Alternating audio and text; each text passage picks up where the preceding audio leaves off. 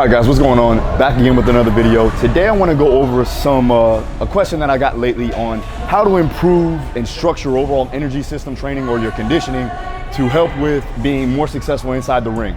So when it comes down to MMA, when it comes down to boxing, there's two different energy systems, or there's multiple energy systems that are getting worked on. More prevalent in MMA, you're going to get more lactic than you will in boxing. So I'm gonna go over what you would do in boxing to help increase your overall performance and get you ready. And then I'll go ahead and give you one more energy system that you could work on from that perspective to help with MMA. So first, let's go over boxing, all right? So the main thing that you wanna understand is the energy systems or the bioenergetic demands of the sport. So what we're gonna do is we need to increase first and foremost the aerobic power. Now, what is aerobic power?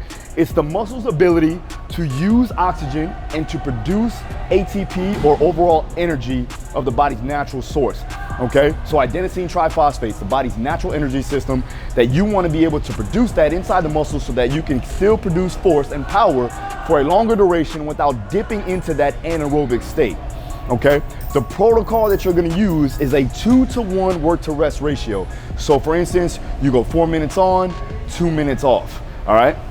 You're gonna keep your heart rate around 60 to 70% of your maximal heart rate. So make sure you find out what your max heart rate is, all right? You're gonna do this 2 times per week inside a training week, all right? Make sure that you're doing it spaced out. You're not going, over and over again. What I usually do is I put this in between a hard session. So if you have a high intensity session, you can throw this in between for recovery and also to get the stimulus adaptation of aerobic power, okay? The next one that you wanna do is increase your base. So you need to increase your aerobic capacity, that's your VO2 max, or basically your body's ability to take in and utilize oxygen, all right? That's gonna measure the ability of the heart and the lungs to get O2 to the muscle, right? The oxygen to the muscle. So the protocol that we're gonna use, right, is your long, slow distance running, your road work, right? Your steady pace for about 20 to 45 minutes long, maintaining a steady pace. You can also use tempo runs to do that as well, right? You wanna do this 2 times per week inside a training camp, and you wanna keep your heart rate about 50 to 60% of your maximal heart rate, all right? Okay, now the most important one, and this is including going right into a fight camp, especially getting 4 weeks out, is we wanna increase the alactic capacity. So we wanna increase the ability to produce force for a long duration, to produce those energies and those combinations, throughout the time of the fight. So the ability to repeat bouts of high intensity for a long duration is important.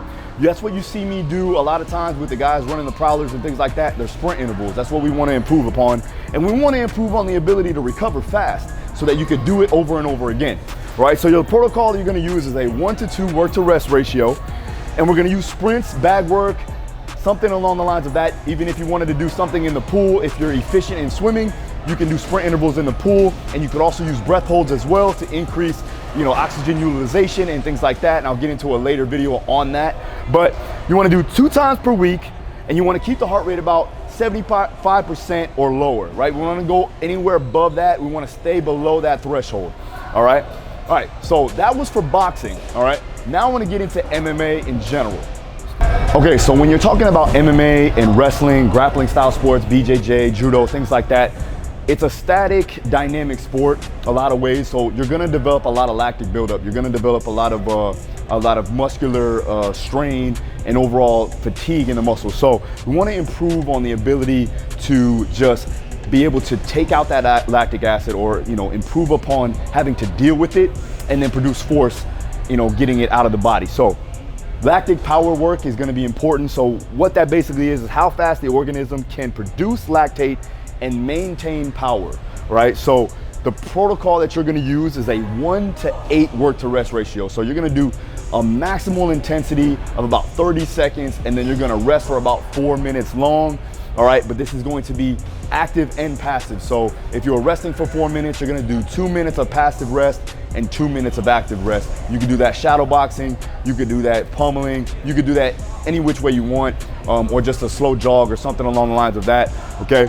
But you're gonna do 4 rounds or 5 rounds total, all right? Again, you're gonna go all out about 85% plus of your maximal heart rate, and then you're gonna do that 1 to 2 times a week.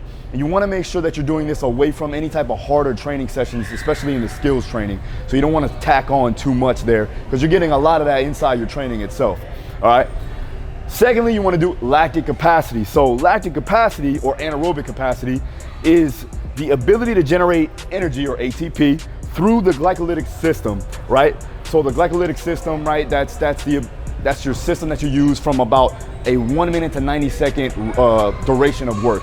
So the protocol that you can use is a 1 to 2 work to rest ratio, right? Again, that rest is going to be passive to active. So if you're doing let's say 1 minute on, 2 minutes off, the 1 minute that you're going to be passive, and then 1 minute you're going to be active, and then you go right back into the whatever you're doing, and whether it be a circuit or whatever, right? All out intensity, 85% plus, and then you're going to do 4 to 5 rounds of that. This is where you can do your circuit training, right? When if you see my Instagram, you see the guys doing some circuits there. I use accessory work to go ahead and implement that in, and you want to do about 1 to 2 times a week of that, and you can vary the intensities and the duration. Especially getting closer to the fight, 4 weeks out, you definitely don't want to do too much of that lactic buildup because they're getting a lot of that in their skills training, but you can minimize the time duration there as long as it's keeping it to where you need to be from an adaptation standpoint, and you're not overriding the nervous system and just getting their body fatigued. All right guys, so you've seen the energy systems that we work.